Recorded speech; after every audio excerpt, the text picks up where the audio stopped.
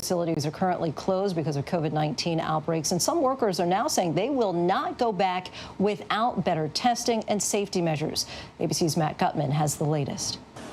Tonight, a first glimpse inside a meatpacking plant. Workers crowded shoulder to shoulder at a Georgia's poultry plant in Arkansas. You can see them pushing through that plastic sheeting, masks down. No social distancing. Worker advocates say this was shot just this week. And here at a Tyson plant in early April, workers sitting around open tables. But this is what Tyson, which says it's committed to protecting its workers, says break rooms look like now, adding those dividers. What do we have going on? In Arkansas today, police called in to escort protesters off the property at this poultry plant. Labor organizers saying these essential workers are in jeopardy. They are just waiting to see when are they going to get sick, and if they're going to get sick, if they're going to die. And if we don't protect them right, we are going to see a food crisis, we're going to see a health crisis, we're going to see an economic crisis. Across the country, more than 6,500 meatpacking workers infected with COVID-19, the virus killing at least 20 of them, including at least 6 from this beef plant in Colorado. At least 22 meat processing plants shut down nationwide just over the past 2 months.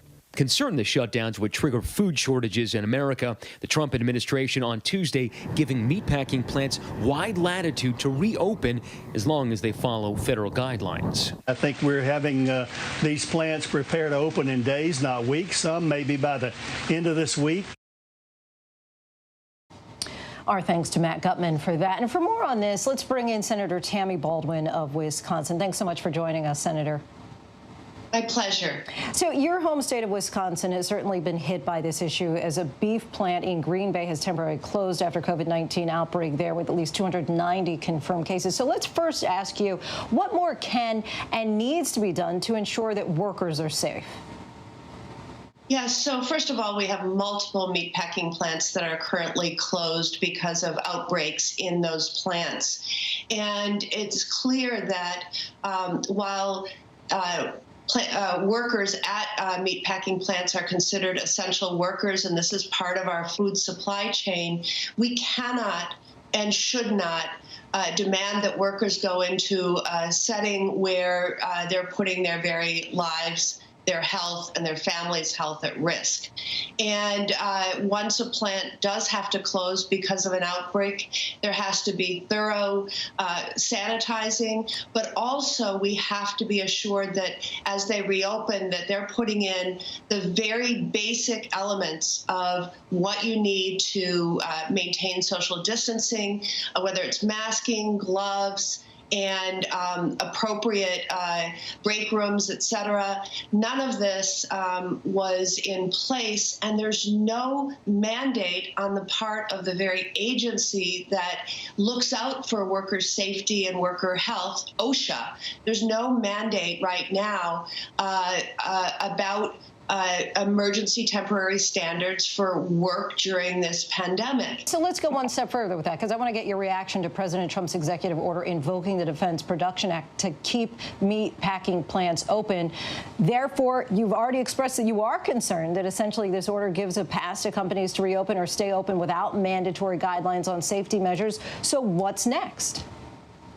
Well, first of all, some of what he has ordered is literally impossible. If you have a third or more of your workforce who's sick and unable to come into work, you can't reopen. But I think that we have to go far beyond that and say that they should not reopen until we can have in place standards for the protection of those workers. Just today, the Agriculture Secretary said that some plants will be ready to reopen in days. Is that enough time to get proper safety measures put in place? And should these plants still be following guidance from local and state officials if there is another outbreak? So certainly, if a plant has been down and is being sanitized top to bottom, and you have a workforce that has tested negative and is healthy enough to be at work, that's, in part what we need. But I don't think anyone should be asked to take their health and lives, make themselves and their families at risk until we have these adequate safeguards. And then on the flip side, what do you say to farmers and ranchers in your state who say that they're being hurt if these plants can't stay open and there's a backlog in processing the animals that they're raising? How do you strike the right balance? Well, it's very difficult. I have to tell you that long before we were seeing huge impacts in the meatpacking industry and livestock farmers, we've been seeing a devastating set of impacts in our dairy communities where literally milk is being dumped because of disruptions in the food supply chain. We've seen such increased consolidation in the meat packing industry with very few companies really processing vast majority of the meat supply we have. What it's meant is that the factories have grown bigger. It's harder to socially distance, and the capacity for a devastating outbreak has increased. And so, again, we need to focus on essential workers right now, and then moving beyond as we gradually start to reopen our economy,